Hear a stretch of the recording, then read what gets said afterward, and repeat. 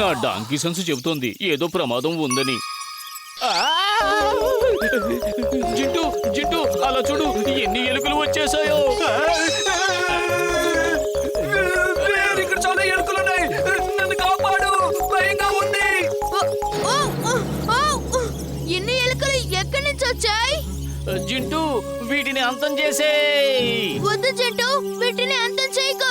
ఇవి ఎలుకలు తిండి కోసం వెతుక్కుంటూ వచ్చాయి. వీటిని బయట పారేద్దాం.